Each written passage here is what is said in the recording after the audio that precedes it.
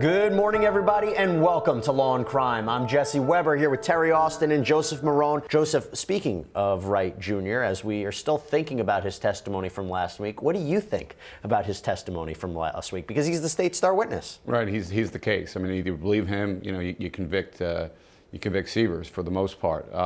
I think that his testimony, even though it was straightforward, it was speculative in some ways. And the defense is doing whatever they can to cut into his credibility because obviously he was looking at a death sentence. So he did have a lot to gain by testifying and gaining on the fact that he was the key witness here. So why on earth would you have killed Teresa Sievers? And I don't feel as if we got an explanation of that, even in their opening statement. Yeah. It wasn't entirely clear. I don't get it. The interesting thing, even though the defense knows that the prosecution has to prove the case beyond a reasonable doubt, and if you don't believe Curtis, then obviously Sievers walks. But the problem is you're going to have to give that jury a reason why. Why would Curtis do this on his own? What did he have to gain? He was in financial straits to start with. So why would he get in his car and drive all the way to Florida to kill someone unless there was some kind of gain? And obviously we all know that Teresa had a $5 or $4 million life insurance policy, so there was a lot to gain, obviously, for Sievers. So it really is an uphill battle to try to kind of break apart both Sievers and Curtis and say that Curtis acted on his own. It's going to be a difficult road. Are you bothered by the fact, Joseph, that, again, if we go back to the first trial, and obviously the government wanted to convict Rogers of first-degree murder, they didn't get that. They got second-degree murder, which would seem to suggest that the jury there felt maybe he wasn't a direct role in what happened. They said that he wasn't a part of the conspiracy, and maybe they don't think he's the one that ultimately killed Teresa Sievers with a hammer, which would suggest that they believe that Curtis Wright Jr. is the one who actually is the murderer. Does it bother you that based upon the different deals that worked out and the strategy of this, that if it's the guy who actually bludgeoned her to death, he may theoretically only get 25 years in prison? Does that bother you?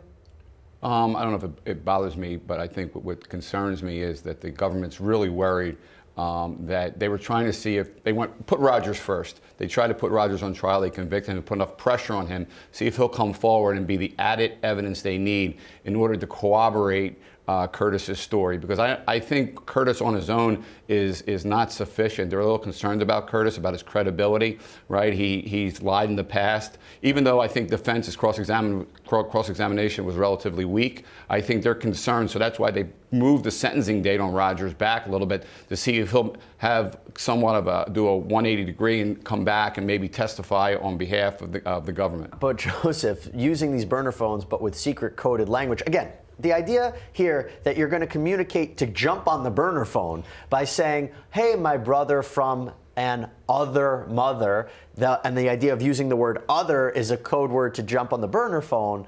I mean, this is just something that it's easy for the jury to dissect. Right. I mean, what you got here is a presumption of guilt to the point where they show that they're going out of their way to cover up their communication. What does that tell you? I mean, what the government is doing right now is, even though it's painstaking, they're trying to show every element of the connection between both Curtis and Mark, and showing that they had this ongoing relationship, that they had all these means of communication, that it was consistent, and it shows that, listen, there was no way Mark, even if you're trying to say Mark wasn't directly involved, there's no way he didn't know about it. And if he knew about it, he was involved, and that's what they're trying to portray. Yeah, that's a great point. And I just want to go back now. I want to ask you both this question as we jump back live.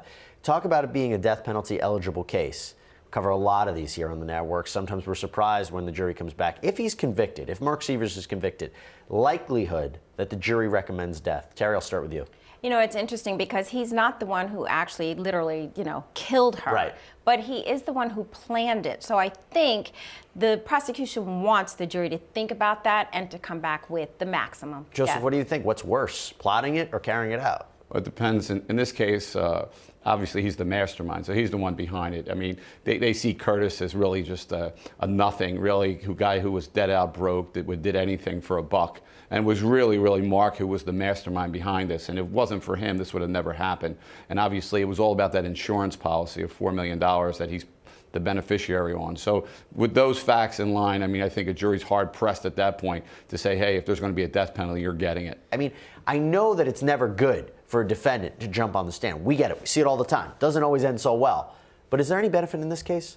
There's going to be no benefit based the way the evidence is, but he's kind of painted into a corner. The problem is that the jury is going to want to hear from him if he's so innocent, and his beloved wife, the wife of his 2 children, he has to be able to get on that stand and explain that he had nothing to do with it, and explain away all the problems, the connections that he has with Wright.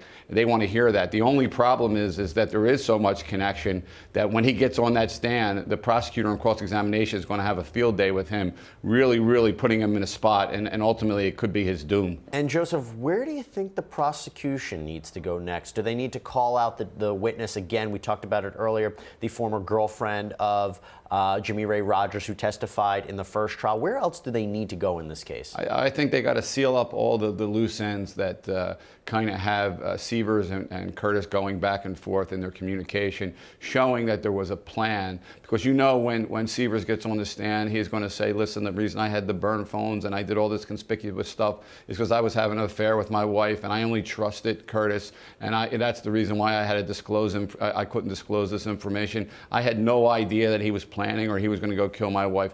You got to be able to cut that off, and I think that's going to be important for the prosecution at this point to show that there was an ongoing plan, a nexus between both Sievers and Curtis, that they were setting up from the time that he went out to Curtis's wedding, from the time, and Rogers was there also, that's when the plan began. And then from there, they started the communication, the texting, the burn phone, that took almost, within 30 days before this actually happened.